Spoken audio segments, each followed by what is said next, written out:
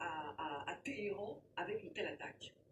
C'est vrai que c'est très dur pour les Iraniens de voir 9 scientifiques chargés du programme nucléaire assassinés, une vingtaine de généraux qui sont neutralisés, dont les plus illustres, chefs des bases d'armes, chefs de l'armée, plusieurs patrons de base. Et en même temps, on a vu que Natanz était grièvement touché, la centrale nucléaire, plus 3 autres qui ont été touchés à de degrés différents. Bref, c'est une frappe qui a été portée sur l'Iran, très dure, et le régime est sonné. L'ayatollah Khamenei a nommé des remplaçants pour tout ce beau monde, mais je crois que le moral n'est pas au plus haut. Je pense, vous parlez tout à l'heure des Israéliens et de leur infiltration. Ils l'ont fait depuis toujours, mais je crois que la base arrière du Mossad, c'est l'Azerbaïdjan.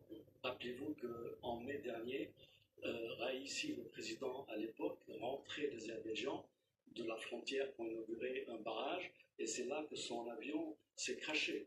Je ne sais pas quelle était la main qui a fait sauter cet avion, mais il y a entre Israël et l'Azerbaïdjan une alliance très importante que les Arméniens ont payé cher, parce que l'Azerbaïdjan, c'est la connexion entre la Turquie et Israël. Israël achète du pétrole en Azerbaïdjan et fournit du matériel extrêmement sophistiqué, des drones, du Pegasus et plein d'armements sophistiqués.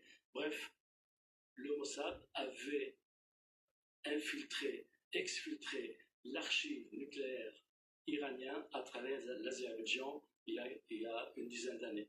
Donc voilà, c'est probablement que l'Azerbaïdjan a servi de base arrière à cette opération qui, on n'est même pas 20 heures après, on est en train de parler de cette opération, mais on n'en sait pas grand-chose pour le moment. Bien sûr, hein, car l'opération, elle est toujours en cours. Hein. Les frappes continuent, nous dit-on. Magali Barthez, bonsoir. Vous nous avez rejoint, notre éditorialiste international sur LCI.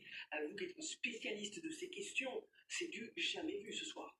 Mais c'est vrai que ce degré d'infiltration, là, c'est vrai que l'opération est magistrale, mais on la connaissait. Et pour poursuivre sur ce que disait Antoine, rappelons que en juillet dernier, le 31 juillet dernier, Ismaël Haniyeh, le chef du Hamas, est à Téhéran, justement pour les funérailles du président iranien Raïssi, et qu'il est éliminé dans un attentat extrêmement ciblé. S'ensuit une purge à la tête justement du régime des Mollahs, parce que la paranoïa grandit. Qui est infiltré? Qui est avec Israël? Oui. Et là, on a ce second rang, j'ai envie de dire, où l'on voit l'ampleur justement de l'infiltration.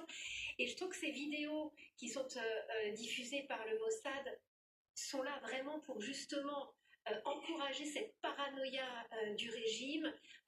Soi-disant, les Israéliens sont partout, le Mossad est partout à infiltrer toutes les sphères du régime. C'est ça le message que les Israéliens cherchent à faire passer, en espérant maintenant la réaction aussi de la population. Ça va être très intéressant de suivre pour voir s'il y a une réaction de la population iranienne.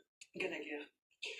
En fait, en élargissant un petit peu, moi j'ai été fasciné par la première carte dont vous êtes parti tout à l'heure quand vous étiez avec le général Yakovlev au tableau pour procéder à cette analyse opérationnelle et militaire. Quand vous la regardez, cette carte, la première chose qui frappe, c'est la petitesse, l'étroitesse du territoire israélien par rapport au reste de la région et notamment celui de l'Iran. Si vous envisagez cette région comme une espèce de copropriété, dites-vous que celui qui a le moins de tantièmes est au final le plus puissant, et de très loin, et par rapport aujourd'hui à la totalité de ses voisins. Et donc, de la réponse iranienne, à mon sens, va dépendre en grande partie la manière dont nous allons pouvoir qualifier l'ère dans laquelle nous allons rentrer. Soit il y a une suprématie absolument indiscutable d'Israël, soit il va y avoir autre chose. Et c'est pour ça que Magali, à très juste titre, parlait de la réaction de la population. Moi, je parlerai de la réaction des populations. Dites-vous que les Saoudiens, les Émiriens, tous les habitants de la péninsule, tout le monde dans la région craignait ce moment depuis très longtemps. Il est désormais là. Soit c'est une explosion, une implosion, soit c'est une suprématie indiscutable et tout le monde se tait. Et la question qui me vient à l'esprit, c'est à force d'enchaîner des victoires tactiques, qu'est-ce qu'Israël fait pour convertir cela en victoire stratégique? La stratégie, c'est l'architecture, la tactique, c'est la maçonnerie. Donc, soit celui qui a le moins de tantièmes, il continue de faire régner la terreur au sein de la copropriété, soit il s'assit avec les autres membres de la copropriété et leur dit, écoutez, les règles de vivre ensemble ont changé, voilà comment nous allons cohabiter, coexister. Alors l'autre option, continuer, ils s'auto-condamnent à devoir continuer de tabasser, de décapiter très régulièrement parce qu'il y a autour d'eux, me semble-t-il. Je vais rebondir avant de vous entendre Antoine Basbous avec Raphaël Jérusalemi, ex-officier du renseignement militaire israélien. Avant de vous entendre, je voudrais qu'on regarde ensemble cette image de Netanyahou, le chef du gouvernement israélien, hier à Jérusalem, qui a déposé ce message au mur des lamentations. Vous le savez, c'est ce site de prière sacrée pour les Juifs. On écrit son souhait sur un papier en espérant qu'il se réalise. On est censé le garder secret. Là, il l'a publié. Comme un lionceau, il se levera et comme un lion, il se dressera. Raphaël Jérusalemi, l'opération est lancée, elle continue. Et maintenant? Et bien là, maintenant, nous allons effectivement attendre quelle sera la riposte iranienne. Monsieur Gallagher parle d'un petit copropriétaire, mais le petit copropriétaire va recevoir peut-être le même appui qu'il a eu lors de l'offensive précédente iranienne contre Israël, c'est-à-dire une coalition internationale. Les Jordaniens ont aidé ce matin à détourner des drones venant d'Iran. Certains pays du Proche-Orient sont très très contents de voir le régime des ayatollahs affaibli, et même la Turquie, puisque c'est le rival principal des Turcs pour l'hégémonie sur l'islam et pour le contrôle de la nouvelle Syrie. Et puis nous savons maintenant que plusieurs destroyers américains font route vers les côtes d'Israël pour assurer une meilleure défense antiaérienne. Il se pourrait très fort que la coalition en mer Rouge, britannique, française et américaine, reprenne du poil de la bête si les Houthis menaçaient d'appuyer les Iraniens. Donc il y a ici une possibilité d'une coalition plus large et pas seulement d'Israël tout seul. Je m'étonne tout de même d'entendre sur un plateau de télévision professionnel que Israël tabasse et qu'Israël est le terroriste. Je pense, si on n'a jamais dit qu'Israël était terroriste, je vais être très très précise. Tabasser, c'est l'expression militaire, on parle de frappe. Semer la terreur. De toute façon, c'est des mots qui ne sont pas très professionnels. Moi, je vais me contenter de la sécurité. Je pense qu'Israël a un effet stabilisateur sur le Proche-Orient. Beaucoup de conflits larvés, par exemple entre l'Arabie Saoudite et l'Iran, prennent fin grâce à cette intervention israélienne. Au Liban, au Sud-Liban, nous avons renforcé le gouvernement libanais qui aujourd'hui peut se permettre, et l'a fait, d'exiger du Hezbollah de se tenir droit, de ne pas intervenir. Le Hezbollah aurait pu intervenir aujourd'hui contre Israël. En Syrie, nous sommes en pourparlers avec le nouveau dirigeant Al-Julani. Dans l'ensemble, il y a un effet stabilisateur et une nouvelle équation stratégique au Proche-Orient.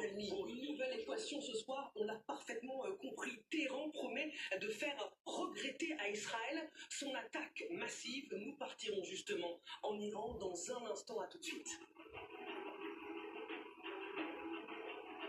Regardez votre programme en bonne compagnie avec la compagnie des déboucheurs. Bonjour monsieur. Entretien, débouchage et intervention sur tout type de canalisation. Soyez serein devant votre programme avec autotour.com. Un toit refait à neuf et en express. Oh, toiture.com. 18h, 20h, rejoignez-nous tous les vendredis sur LCI. Les faits, rien que les faits et leur contexte avec nos indispensables. Allez droit au but avec nos invités, laissez libre cours à nos experts avec nos partis pris. Notre objectif, que vous puissiez vous faire votre opinion. 24h, c'est tous les vendredis de 18h à 20h sur LCI. Je peux monter jusqu'à 20 gigawatts à ce prix-là. Votre programme avec Opéra Énergie, leader du courtage en énergie pour les entreprises. Votre programme avec My Variation, des brosses à dents à technologie sonique recommandées par les dentistes, disponibles en pharmacie et sur myvariation.com.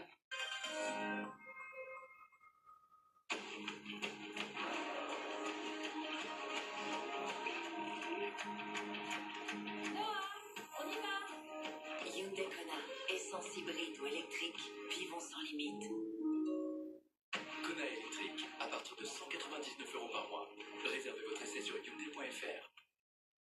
je vois un parasol de plage, des nattes de plage avec leur sac assorti.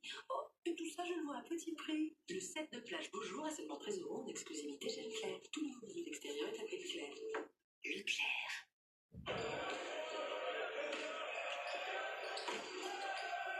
Et ouais, c'est ça la fraîcheur Menen. Pour rester frais en toutes circonstances, Menen tonique. Efficace 48 heures. Menen, pour nous les hommes.